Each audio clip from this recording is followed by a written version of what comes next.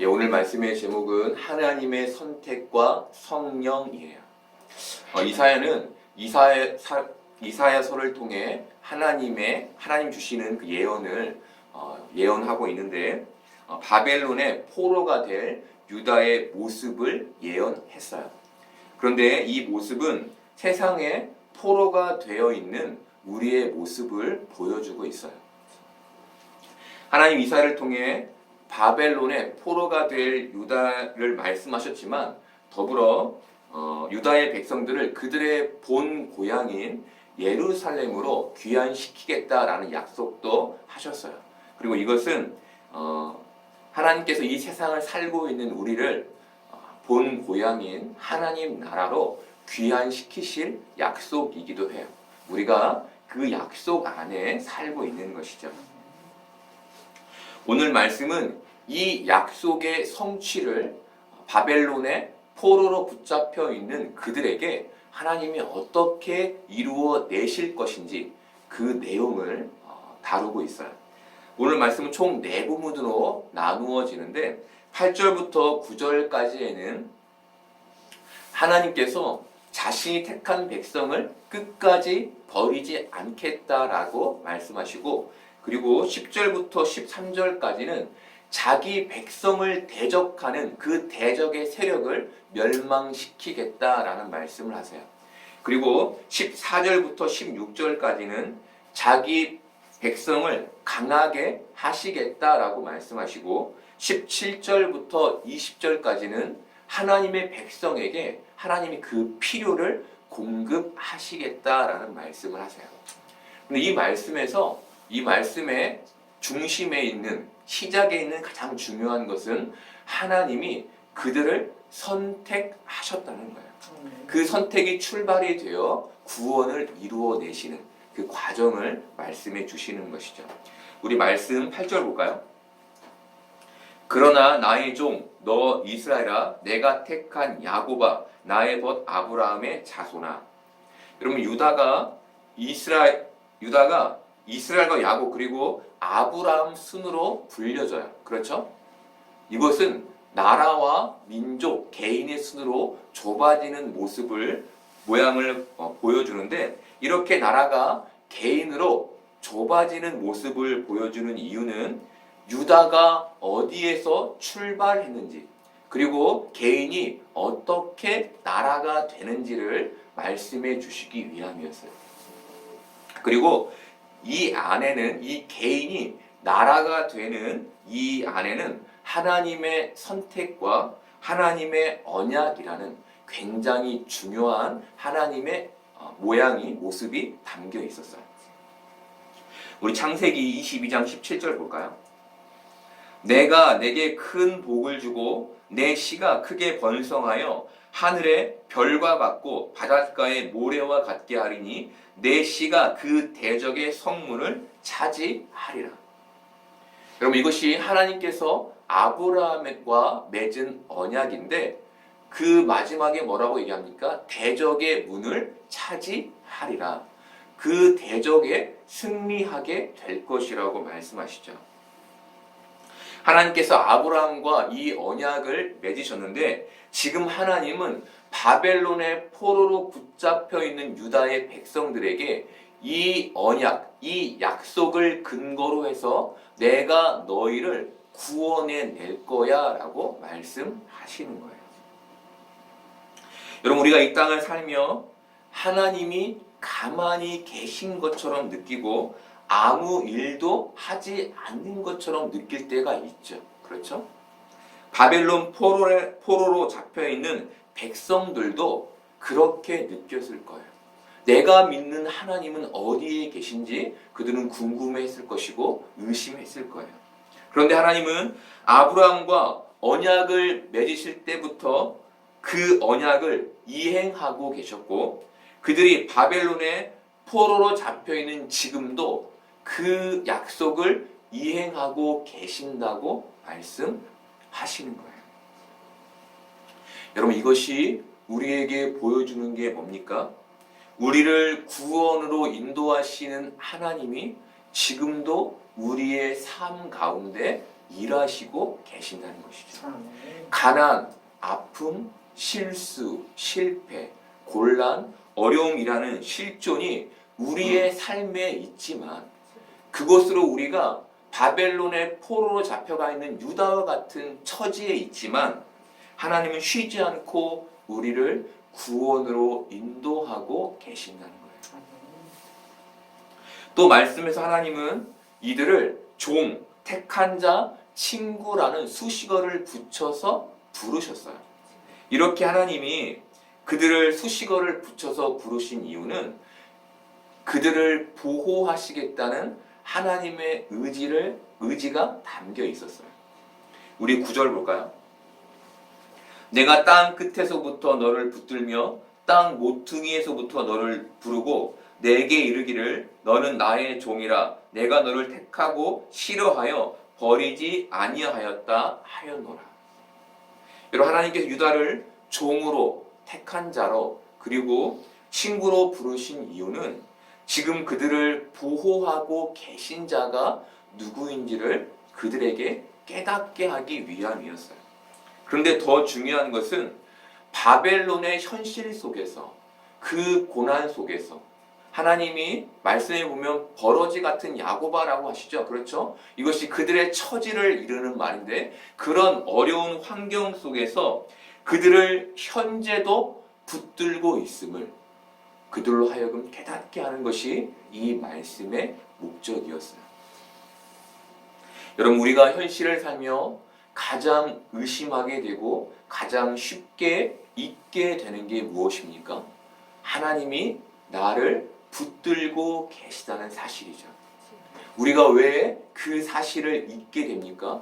곤란과 곤혹 속에서 우리가 우리의 힘으로 버티며 살아내고 있다고 생각하기 때문이죠. 내가 이렇게 고생하고 있는데 나의 하나님은 어디에 계시냐고 생각하게 되기 때문이에요. 그런데 하나님은 우리에게 뭘 말씀하십니까? 내가 너를 붙들고 있어 라고 말씀하시는 거예요. 여러분, 바벨론의 포로로 잡혀있는 이들이 느끼는 가장 큰 상심은 하나님이 그들을 버리셨다는 그 현실에 있었을 거예요. 그런데 이들에게 하나님이 아니, 내가 너를 아브라함 때부터 붙들고 지키고 보호하고 있었어 라고 말씀해 주시는 것이죠. 여러분, 우리도 때로 아무리 기도해도 또 신앙적으로 아무리 몸부림쳐도 현실의 문제에서 벗어나지 못할 때가 있어요. 그런데 하나님이 우리를 놓고 계신 것이 아니라 그럼에도 하나님은 우리를 붙들고 계신 거예요. 그리고 우리에게 내가 아브라함 때부터 그 언약 때부터 너를 지키고 보호하고 있어 라고 말씀하시는 거예요. 여러분, 이 언약이 우리에게는 굉장히 중요해요. 왜냐하면 하나님께서는 신실하시기 때문에 그가 한번 하신 말은 반드시 지키시는 분이시기 때문이에요. 이 아브라함이 우리와 관계가 없는 것 같죠. 물론 관계가 없는 건 아니죠. 바울은 아브라함이 우리와 관계가 있다고 말했어요.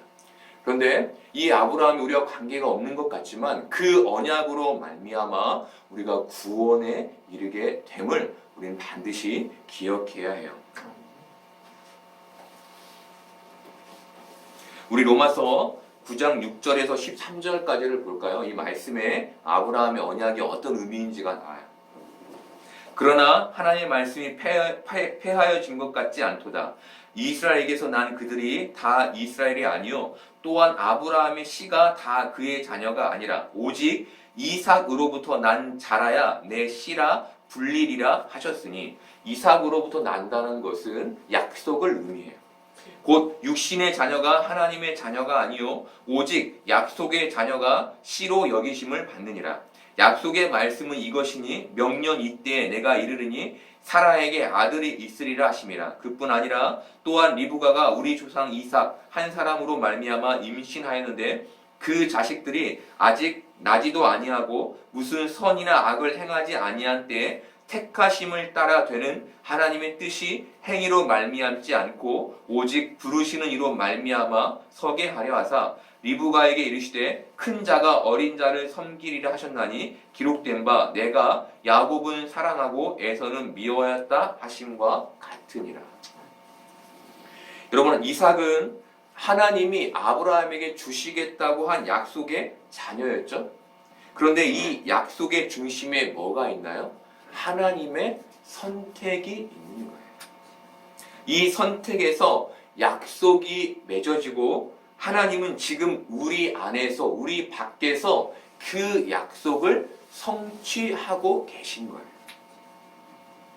여러분, 세상 바벨론을 사는 우리에게 하나님이 주는 위로가 무엇입니까? 내가 너를 선택했고 내가 너를 지금도 붙들고 있다는 말씀인 거예요. 이제 이사야는 10절부터 13절까지 바벨론의 멸망을 예언하는데 하나님께서 우리를 붙들어 우리 하나님이 되어 대적을 없는 것처럼 티끌처럼 만들겠다라고 말씀하세요. 여러분, 이 말씀이 길지만 우리 같이 이 말씀 10절부터 13절까지를 같이 읽어볼까요?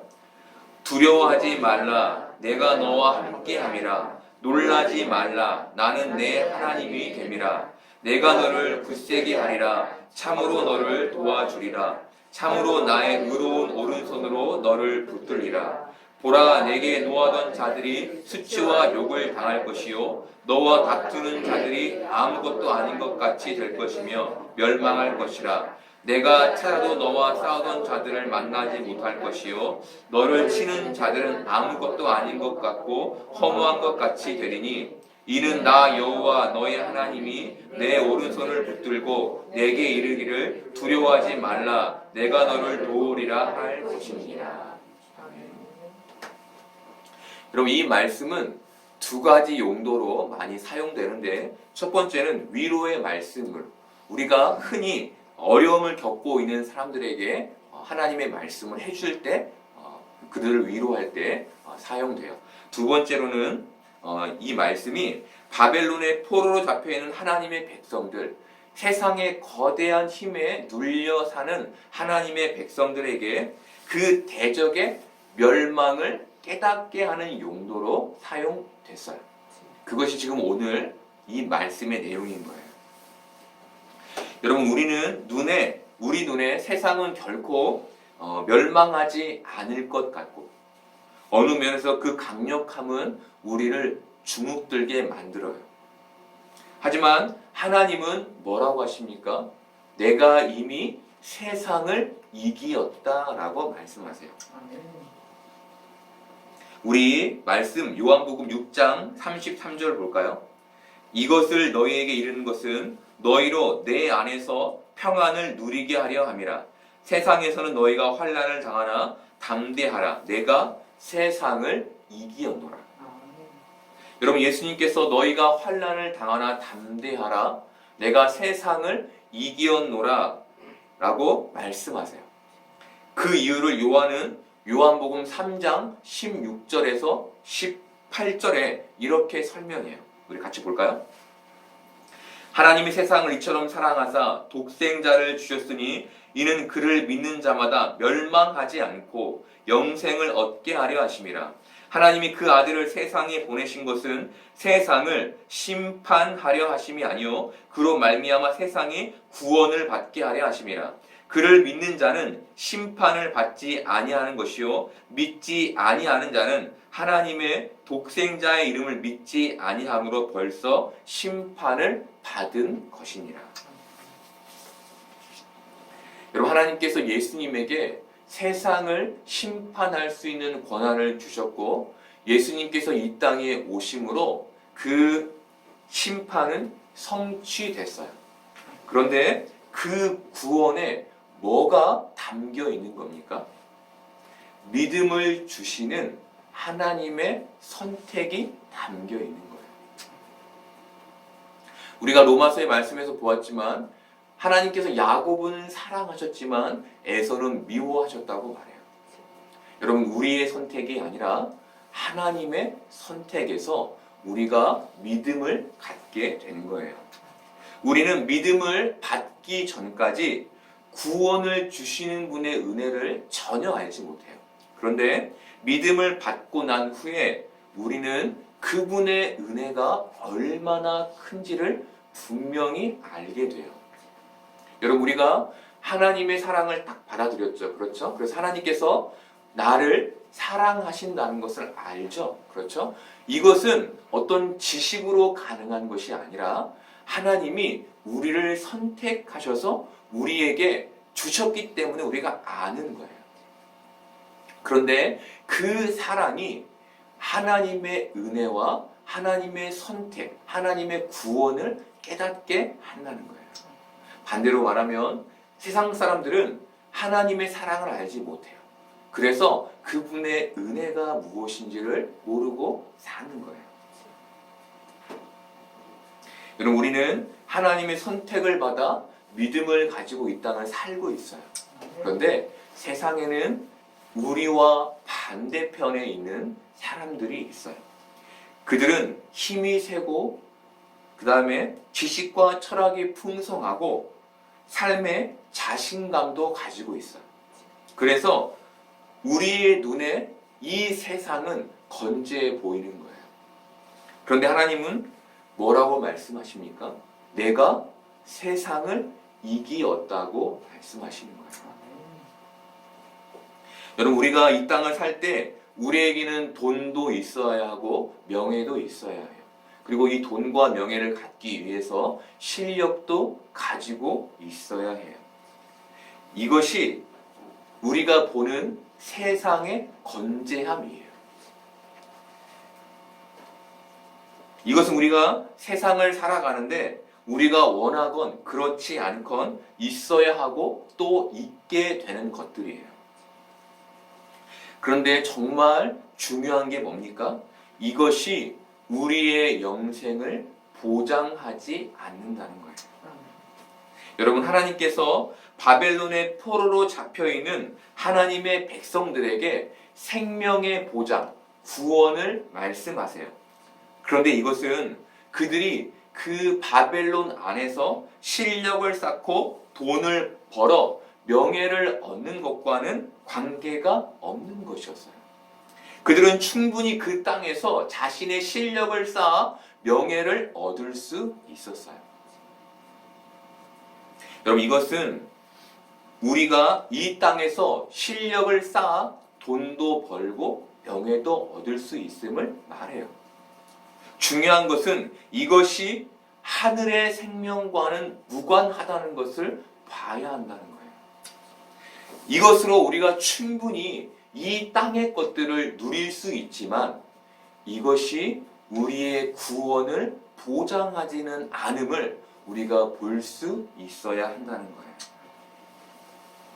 여러분, 하나님께 선택된 자는 이미 심판받은 땅을 살고 있는 거예요. 그렇죠? 이것은 이미 땅의 것들이 그 값어치를 상실했음을 의미해요.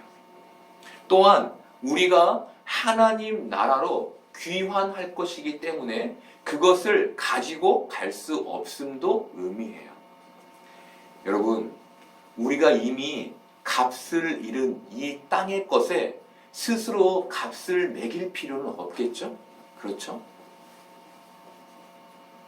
여러분, 우리가 이 땅에서 돈과 명예, 실력을 갖기를 바라요. 그런데 그것에 값을 매기며 집착하지 않기를 바라요. 좀 더 먼 시각으로 구원의 관점으로 이 땅의 것이 이미 심판받았음을 보며 하나님의 나라에 더 집중하는 우리 될 수 있기를 바라요. 이제 하나님 14절부터 16절에서 너를 날카로운 새 타작기가 되게 하겠다라고 말씀하세요. 그리고 바로 이런 힘을 주신 하나님으로 말미암아 너희는 즐거워하게 될 것이다 라고 말씀하세요. 여러분, 굉장히 우리에게 기분 좋은 소식이죠. 그런데 역사 속에서 이스라엘은 그 후로 단 한 번도 날카로운 새 타작기가 되어 세계를 정복한 적이 없어요. 이것은 새 타작기가 민족이 갖는 강력한 힘이 아니라 사람임을 뜻하는데, 우리 요한복음 5장 22절에서 24절까지를 볼까요? 아버지께서 아무도 심판하지 아니하시고 심판을 다 아들에게 맡기셨으니 이는 모든 사람으로 아버지를 공경하는 것 같이 아들을 공경하게 하려 하심이라. 아들을 공경하지 아니하는 자는 그를 보내신 아버지도 공경하지 아니하느니라. 내가 진실로 진실로 너희에게 이르노니 내 말을 듣고 또 나 보내신 이를 믿는 자는 영생을 얻었고 심판에 이르지 아니하나니 사망에서 생명으로 옮겼느니라. 여러분, 하나님의 백성을 사망에서 생명으로 옮기신 새 타작기가 누구신가요? 예수님이시죠. 그런데 문제가 있어요. 그것은 그가, 예수님이 부활 후 승천하셔서 우리와 함께 계시지 않는다는 거예요. 그래서 예수님께서 예수님 대신에 우리에게 보내주신 분이 계시죠. 누구신가요? 성령 하나님이세요. 성령님께서 우리 안에 오셔서 세상을 쳐서 부스러뜨리고 작은 산들을 겨같이 되게 하시는 새 타작기가 되신다는 거예요. 여러분, 그런데 성령님이 이미 우리 안에 오셨죠? 오셨는데 우리가 그런 강력한 힘으로 이 세상을 살고 있나요? 아니죠. 그렇죠. 새 타작기의 능력이 우리가 생각하는 능력으로 나타나고 있지 않아요. 이것은 새 타작기이신 성령님께서 일하시지 않는 게 아니라 우리가 생각하는 것과 성령님의 일하심이 다름을 말해요. 여러분, 새 타작기이신 성령님께서 우리 안에서 행하시는 일이 뭔가요? 그 첫 번째는 세상에 강력한 힘을 가진 높은 산을 쳐서 부스러뜨리는, 높은 산을 평평하게 해서 주님 오실 길을 예비하는 일을 하세요. 두 번째는 세상의 거대한 산을 만나더라도 그것을 부스러기로 보게 하고 겨같이 보게 하는 시선을 우리에게 주시는 거예요. 얼마 전에 광주의 한 회사에서 한 청년이 자살했다는 뉴스가 보도됐어요. 그 청년은 팀장의 폭언과 강압 때문에 자살했는데 아마 그 청년에게 팀장의 힘은 자신이 더 이상 무엇을 할 수 없을 만큼 커 보였을 거예요. 그 힘을 거스르면 자신이 죽을 것 같았을 거예요. 여러분, 그런데 여러분도 이 세상을 살면서 그런 경험을 해보신 적이 있죠? 그렇죠. 어떤 힘 앞에서 죽을 것 같은, 그 말을 거스르면 죽을 것 같은 것들을 우리는 경험할 때가 있어요.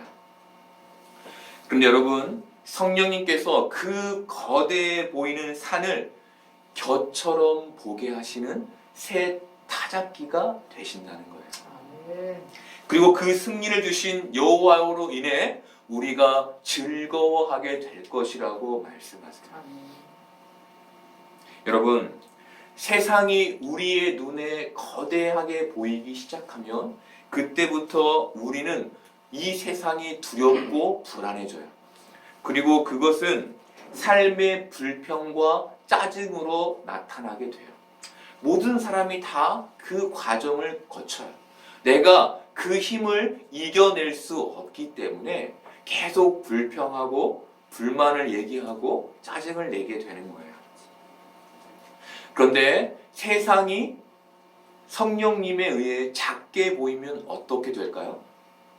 우리 안에 기쁨과 즐거움이 차게 되는 거예요. 사랑하는 여러분, 우리의 지금 삶이 어떻습니까? 우리는 지금 기쁨의 말들을 뱉어내고 있습니까? 아니면 반대로 불평과 불만과 짜증을 일삼고 있습니까? 만약 우리가 후자의 모습이라면 우리 안에 성령님을 구해야 하는 거예요.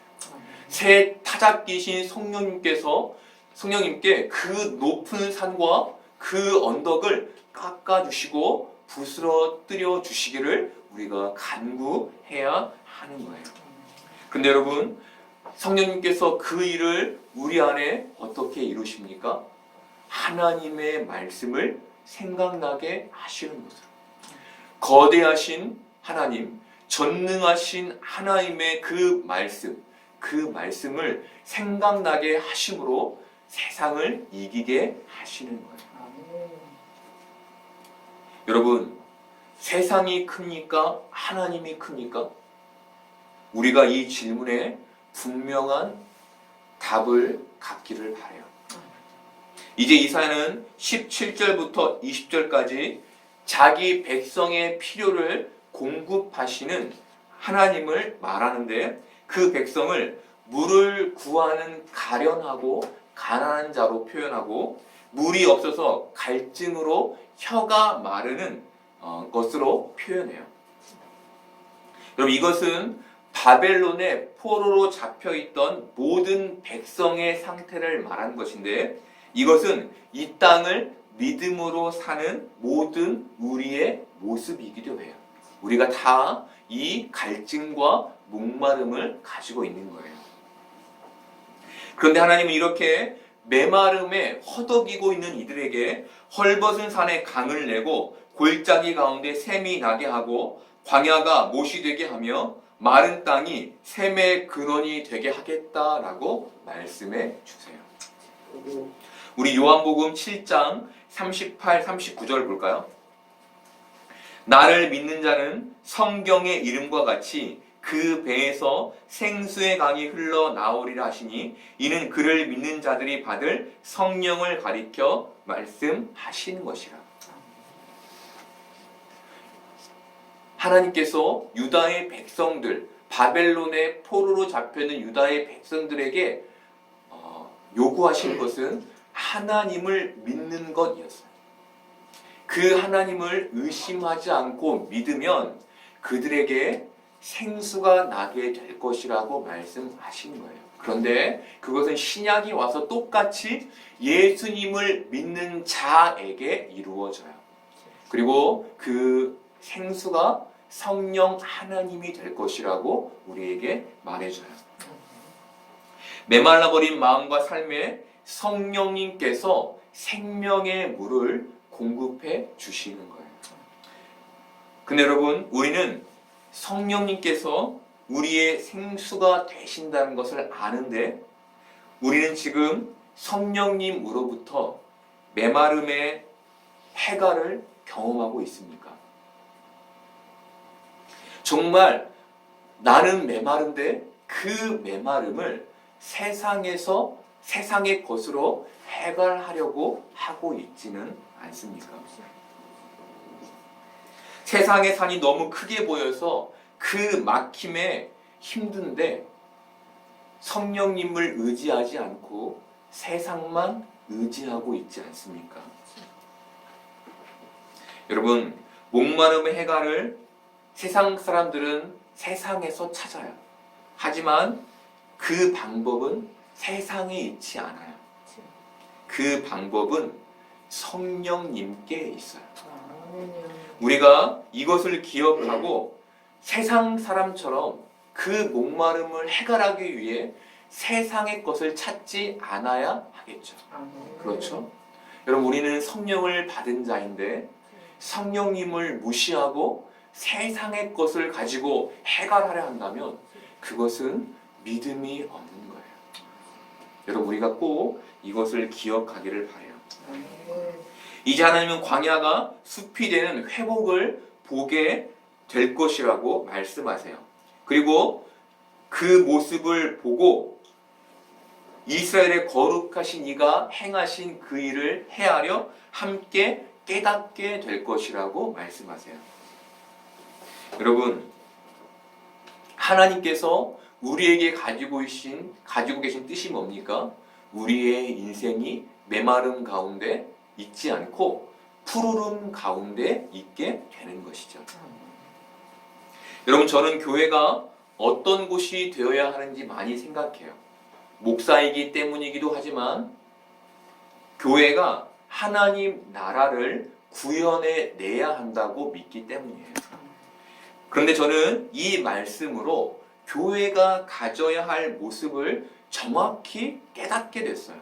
그것은 교회는 세상에서 메말라 버린 내 마음을 숲으로 만드시는 그 분을 함께 헤아려 깨닫는 곳이라는 거예요. 여러분, 세상에 큰 교회가 있고 작은 교회가 있죠. 그렇죠? 그런데 큰 교회건 작은 교회건 이 세상에서 같은 일을 해요.